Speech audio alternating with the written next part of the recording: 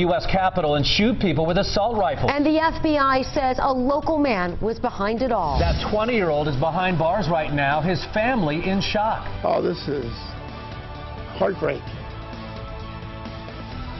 Yeah, I mean, just completely blindsided us. Tonight, from the takedown at a Tri-State gun shop.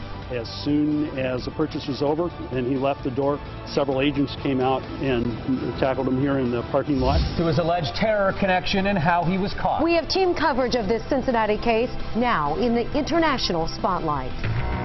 From Cincinnati's WLWT, leading the way, this is WLWT News 5 at 11. Right now, 20-year-old Christopher Lee Cornell is at the Butler County Jail. He'll be in court on Friday, accused in a plot to kill at the U.S. Capitol. Good evening. I'm Cherie Palello. And thanks for joining us. I'm Mike Dardis. Tonight, we dig into this Cincinnati suspect's past and find out how a young man who was a high school wrestler just a few years ago is now at the center of a federal terror investigation. 20-year-old Christopher Lee Cornell's appearance has drastically changed in recent months, even years, since his time at Oak Hills High School, leading up to his arrest today at a Colerain Township gun shop. Tonight, a clearer timeline is emerging on how the alleged terror plot unfolded. According to federal documents, an FBI informant began supplying agents with information about Cornell last year. Communication began through Twitter back in August, then through an instant messaging service. It wasn't until October that the informant and Cornell first met in person, and then again in November. That November meeting included Cornell calling members of Congress enemies and saying he intended to carry out an attack on the U.S. Capitol. He also talked about his plan to travel to D.C. and conduct reconnaissance of the security for certain government buildings. He also talked about detonating pipe bombs at the Capitol. According to the FBI, it wasn't until yesterday that Cornell discussed taking the final steps in his travel to Washington, D.C. So again, Cornell is behind bars tonight at the Butler County Jail. And WLWT News 5's Jackie Congedo continues our coverage right now. She's live in Hamilton with how he got there and what happens next. Jackie. Mike and Cherie, Christopher Cornell was booked here at the Butler County Jail at 7:13 tonight. He is being held without bond at the request of U.S. Marshals. And I can tell you, news of his arrest is baffling those who knew him only a few years ago as an Oak Hills high school student.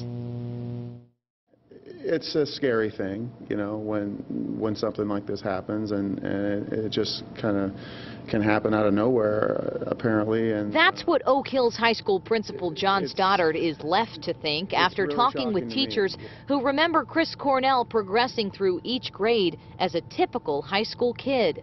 He didn't really stick out as a discipline problem at school, according to the teachers. You know, it was just kind of he was the average kid.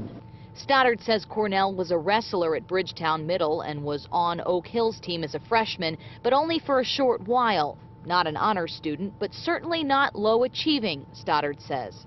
But the teachers didn't see any warning signs. Like I said, they were surprised, and none of the teachers I talked to would have ever thought that, you know, that something like this would happen with this young man. Student, he passed his classes, he graduated, and that's the last we knew.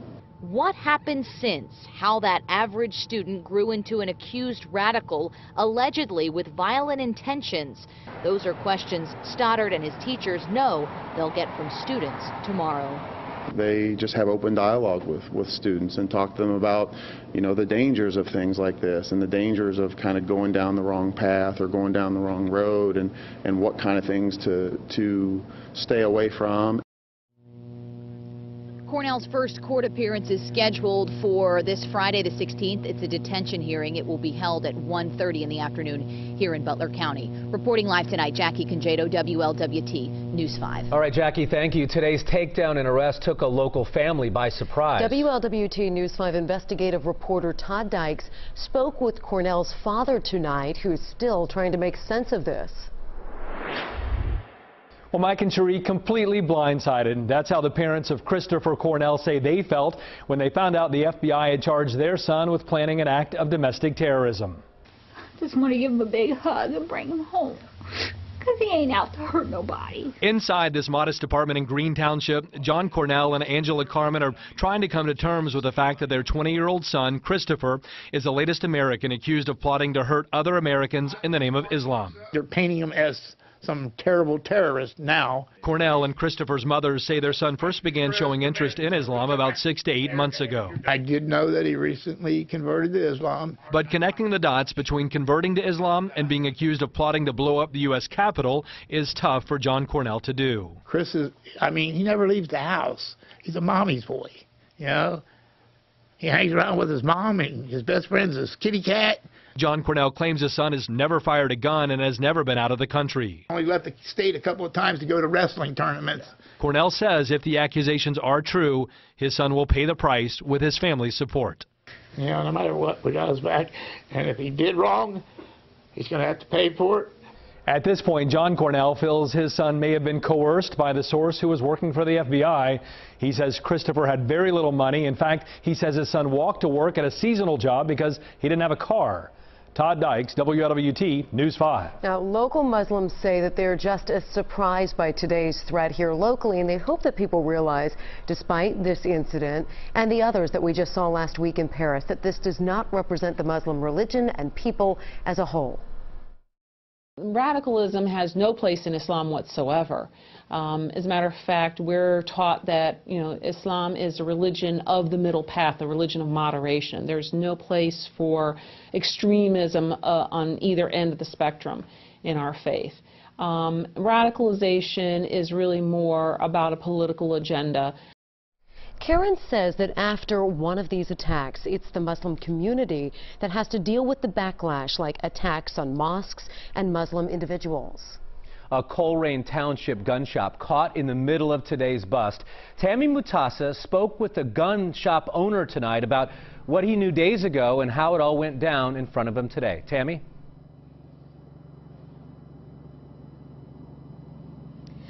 Mike, Chris Cornell was arrested in this parking lot you see behind me at the gun shop. Tonight, the store owner says the whole experience was surreal.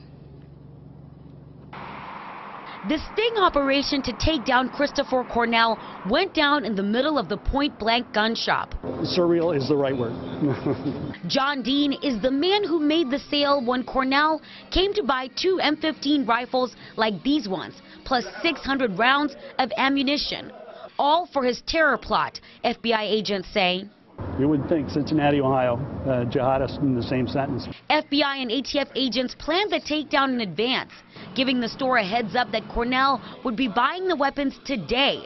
When he came in, the store ran his background check, then sold him the guns.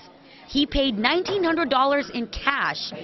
Dean describes the 20-year-old's demeanor. A little shy, but talkative. Nothing really out of the ordinary about him at all. Certainly nothing that would indicate that he was involved in something of this magnitude. Several agents were on standby. Seriously, that's the crazy thing about it. Everything worked like it should, and that gives me a lot of comfort, even though it was concern that it's happening here in our hometown. Cornell walked out of the store, then agents came out and tackled him in the parking lot, where he was arrested. No concerns about my safety at all. We had law enforcement here, and I'd spent at least enough time with these particular officers to know that I was in good hands. They knew what they were doing. Dean says Cornell didn't seem interested in any other weapons. He says he pretty much knew what he wanted, which were the rifles. Reporting live, Tammy Mutasa, WLWT News 5.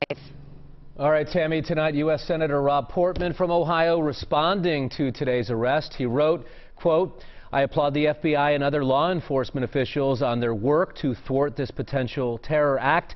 It is an important reminder of the very real threat that radical Islam continues to pose to the homeland."